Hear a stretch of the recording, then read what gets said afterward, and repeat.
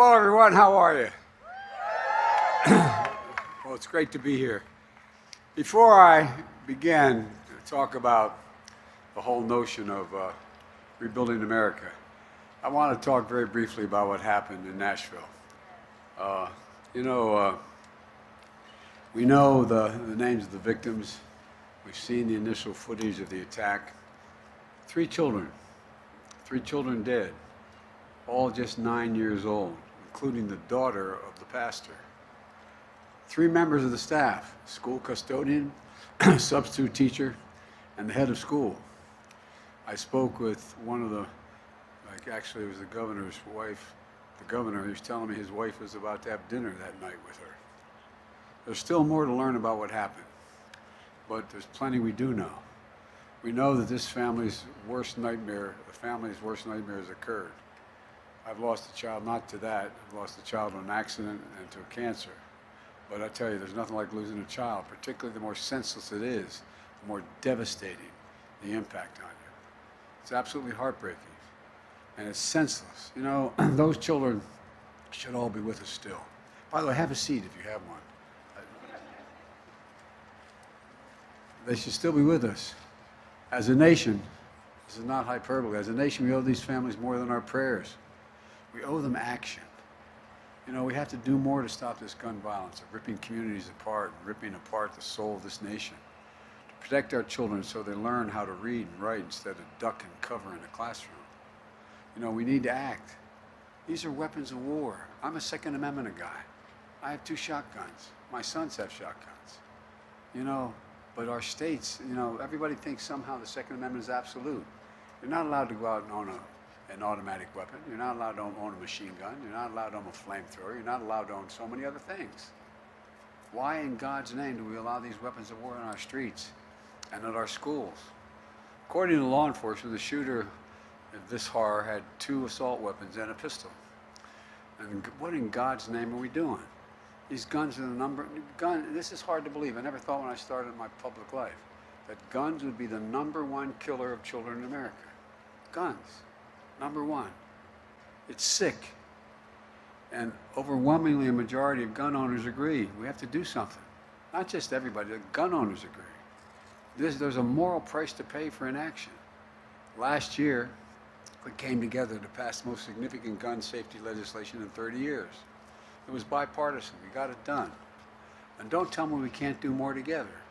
So I again call on Congress to pass the assault weapons ban. Pass it. It should not be a partisan issue.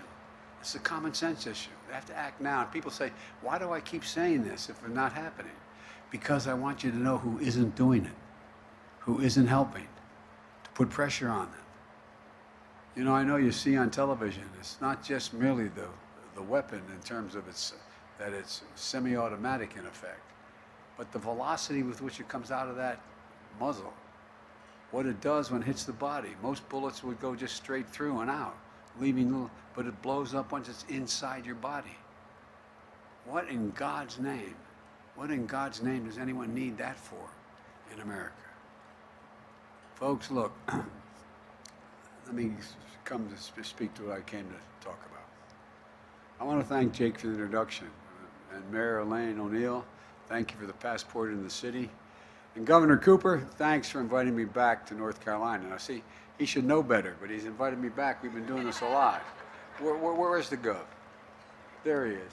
By the way, if you had to name the 5 best governors of either party in the United States of America, this guy is one of them.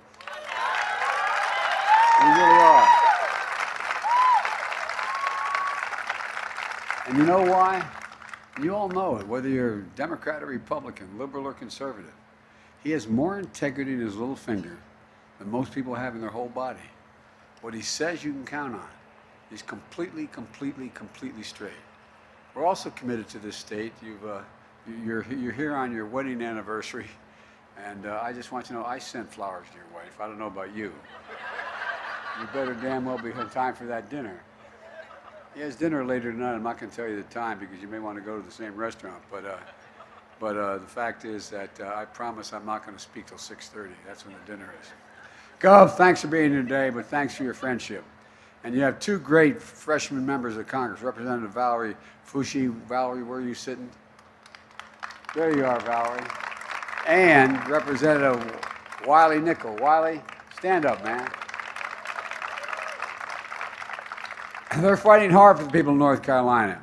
And Secretary Gina Raimondo, former governor, is doing an incredible job as a cabinet member with me, and she is implementing the laws we've just passed, and we're making it going to change this country. And Wolfspeed CEO, Greg Lowe. Greg's over there. There you go, Greg. I was doing some photos, and a guy walked through the line and said, last time you were here for light bulbs. Have a lot more light bulbs now. Anyway, thanks for partnering with Governor Cooper on this historic investment. And this is the largest investment in manufacturing in the history of North Carolina. I've asked CEOs this question repeatedly since we began passing this legislation. When the United States invests considerable resources in new industry, does it encourage businesses to get in the game or discourage them? And the answer is universal. It encourages business to get in the game. Federal investment attracts private sector investment. It creates jobs and industries. And it demonstrates we're all in this together. And that's what today's about. We're here to talk about what we're doing to invest in America, to invest in North Carolina, and the progress we made building an economy from the middle out, the bottom up, not trickle down from the top down. That never landed on my dad's kitchen table, the trickle down piece. Progress we made creating strong, sustainable economic growth. We passed the American Rescue Plan right after I was elected, the most aggressive economic recovery package since Franklin Roosevelt. We passed the bipartisan infrastructure law, the most substantial investment since President Eisenhower's investment in infrastructure, roads, bridges, ports, airports, clean water, high-speed internet. And we passed the CHIPS and Science Act, most significant investment in manufacturing and research development in our history. We used to invest 2% of our GDP in research and development. The last 35 years, it got down to 0.7%. But America's coming back. We're determined to lead the world in the manufacturing of semiconductors. We invented semiconductors in the United States of America. The Inflation Reduction Act is the most transformational investment in our climate ever, anywhere in the world. Put it all together, it's a plan to invest in America, invest in Americans, give them opportunity, invest in ourselves, and it's working. Here's what it looks like across the country. A record 12.4 million new jobs, including 800,000 manufacturing jobs. That means we recovered every single job lost in the pandemic and created 3 million more. Instead of exporting jobs, like to get cheaper labor costs, like I come from the corporate capital of the world, Delaware. More corporations are incorporated in Delaware than every other state in the Union combined. About 30 years ago, under Democrat and Republican administrations, corporate America decided to go where the jobs are the cheapest. And guess what? America lost its edge in manufacturing, lost its edge across the board. And we did that for decades. Now we're creating jobs. We're exporting jobs no longer. American products are being made here. We're growing the economy. And today I announced that since I took office, we've attracted, catch this, we've attracted $435 billion in private investment in American manufacturing. We announced over 23,000 infrastructure jobs so far, projects so far, not jobs, projects, and thousands of American communities across the country. And in the process, we're strengthening our supply chain. Right here in America, here in North Carolina, we're making chips that go into electric vehicles. These vehicles are powered by batteries and critical minerals that you're making here in North Carolina. We're making electric vehicles here in North Carolina. That's what invest means when we say invest in America. Before the pandemic, supply chain wasn't something most Americans thought about. And when you say the supply chain, you look at each other with a blank stare. Well, guess what? Everybody knows what the supply chain is because today, after delays in parts and products, folks experience that everyone knows. That's why it's so important. You have to have access to them. My economic plan brings the supply chain home to the United States. I was asked by one foreign leader who remained nameless why I was doing this. I said, we're no longer going to have to wait for product from other countries. You're going to have access to what we do, but we're going to have the supply chain start in America, building a clean energy future made in America. And that means providing incentives for companies to manufacture clean energy technology here in North Carolina and across the country, where companies are making electric vehicles because of our investments. In Charlotte, where, Albemarle is using funding from the Bipartisan Infrastructure Act to process lithium and critical materials that power EV batteries. Across the state, we're building a network of electric vehicle charging stations, and we're going to build 550,000 of them across all of America. We're driving up and down the coast or on I-85.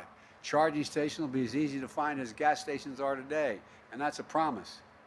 And Wolfspeed is making an investment that will further strengthen the supply chain. The largest investment in manufacturing in North Carolina history, $5 billion they're investing. They make the wafers needed to produce semiconductors, these small computer chips, smaller than the end of your little finger, that power everyday lives, everything, smartphones, washing machines, hospital equipment, automobiles, you name it. They're especially critical in powering electric vehicles, which can use 2,000 to 3,000 chips for a single vehicle. And building their construction, this building they're constructing will be the size of 38 football fields. Let me say that again. What we're constructing is the size of 38 football fields. We'll have 10 times the productive capacity compared to where we're standing on today. 38 football fields. Next door to Chatham County, Vinfest is investing $4 billion to produce electric vehicles to use the semiconductors Wolfspeed produces. Think about this, what it means to our supply chain and to our communities. Instead of relying on minerals made overseas in places like China, the supply chain will be here in America, here in North Carolina. It's a game changer. And by the way, America invented these chips. We invented them. We're the guys that came up with it because of the space program. Federal investment helped reduce the cost of creating and marketing the entire industry that America led. As a result, over 30 years ago, America had 40% of the global chip production. And then we got fat and happy. Something happened. American manufacturing, the backbone of our economy, got hollowed out. Companies began moving, as I said, jobs overseas instead of products overseas.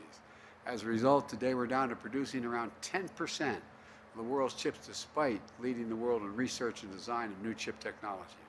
Why does this matter? Well, we saw it during the pandemic.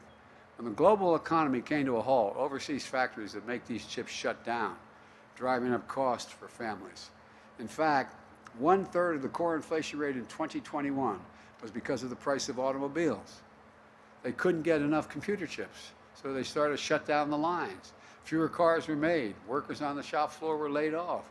Prices went up because the cars were in short supply. Now we're turning things around in a big way. Folks, where is it written? Where is it written that says that America can't lead the world in manufacturing again? Where the hell's that written? I don't know that. No, I'm serious. Think about it. Think about it. All over the country, semiconductor companies are investing hundreds of billions of dollars in record amount of money to bring chip production back home in Ohio, New York, Arizona, not just here. We're bringing the key parts of the supply chain back to America. Companies in every part of the country are expanding factories and building new ones, creating tens of thousands of new good-paying jobs, which don't need a four-year degree. Don't need a four-year degree. Folks, when I say every job in America should be a good job, including a fair and fair choice to join a union, I mean it. Every venture manufacturing electric vehicles, batteries, would be made stronger by collective bargaining relationships with unions. Look, we're working to ensure clean energy manufacturing future is also supports the American working family and good union jobs. And by the way, everybody thinks you want to be an electrician, you show up and you say, I want to be an electrician. You go to a 4 or 5 year apprenticeship. It's like going back to school. You don't get the pay until you are qualified fully. It takes 4 to 5 years of training. That's why they're the best workers in the world. I asked the South Korean chip manufacturing company, why they're moving billions of dollars to the United States to build factories here. He said, because, I swear to God, he said, because you have the best workers in the world and the safest place in the world to build them. Listen, I know many of you here in North Carolina and many of you watching at home, like the folks I grew up with in Scranton, Pennsylvania and Claymont, Delaware. You feel left out, left behind in an economy that's rapidly changing. I get it. But hear me. We will leave no one behind in this new ventures. We're going to make sure all American workers with college degrees or without college degrees are prepared to compete with anyone else in the world. We're working with companies and community colleges, technical schools, union-led registered apprentice and training program to make that happen. In fact, Wolfspeed is partnering with North Carolina Community College and North Carolina A&T, an HBCU that produces more black engineers than anywhere in the country to train workers and build that pipeline to fill the jobs we're creating. In partnerships with HBCUs like North Carolina A&T, North Carolina Central University here in Durham, the community colleges across the state, they're going to receive $60 million in the American Rescue Plan funding to create new pipelines for good-paying jobs in biotech, manufacturing, cybersecurity, and shipbuilding.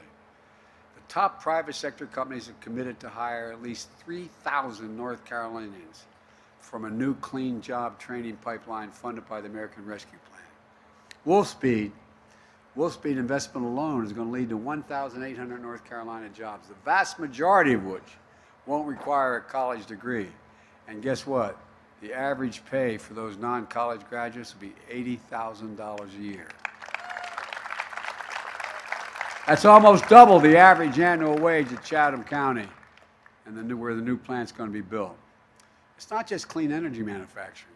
Next door in Pittsburgh, the town getting $18 million to keep contaminants out of their drinking water. Northeastern North Carolina, Alligator River Bridge, connecting I-95 and the Outer Banks, will be replaced with a modern bridge so folks headed to the beach don't face the frustrating delays and detours. Talk to one of the 700,000 North Carolinian families who are able to afford high-speed internet because of our infrastructure law. We put it in and it's available. No more having to pull up to a parking lot outside of McDonald's to have to turn on the internet so your kid can do their homework when they're doing it online. And by the way, just yesterday, North Carolina, because of your governor and state legislature, became the 40th state to expand Medicaid under the Affordable Care Act.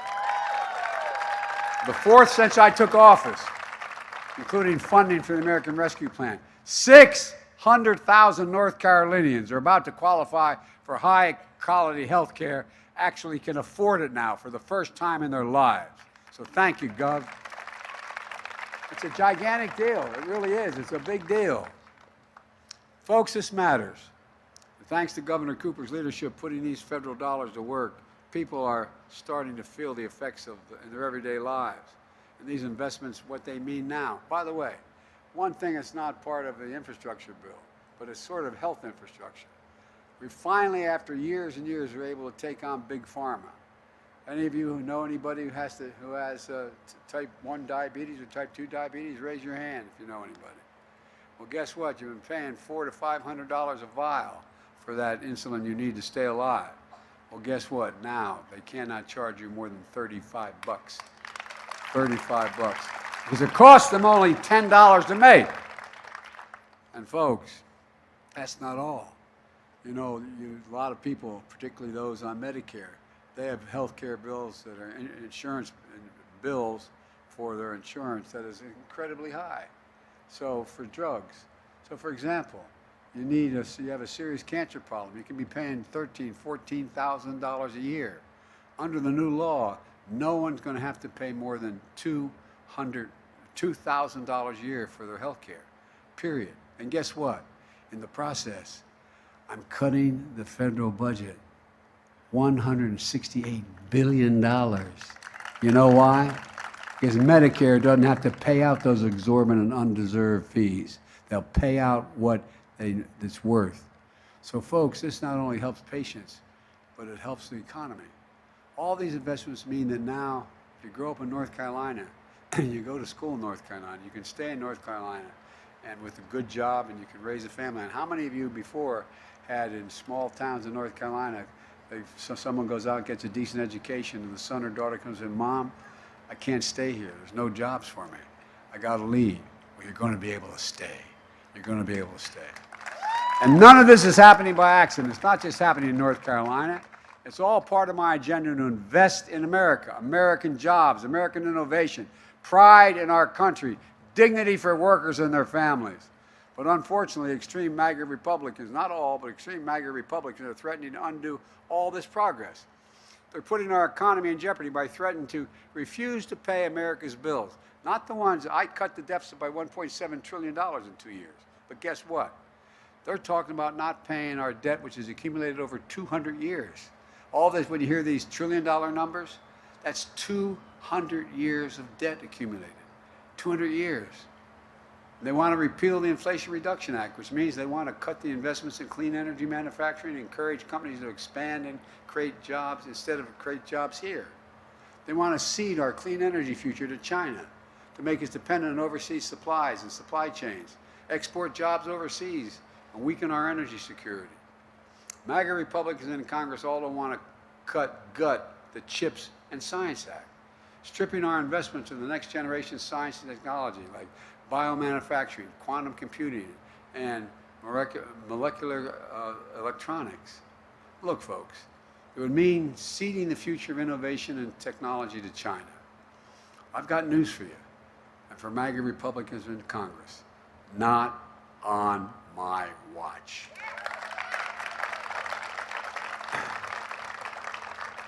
We're not going to let them undo all the progress we made. There's a number of Republicans that feel the same way. Let me close with this. I've been determined to make things in this country again, to build American manufacturing capacity, and make sure we're never and again for a position like we were during the pandemic. We're relying on other countries to make things that we need at home to make anything. Folks, some folks didn't believe we could do it, but I've made no bones about it.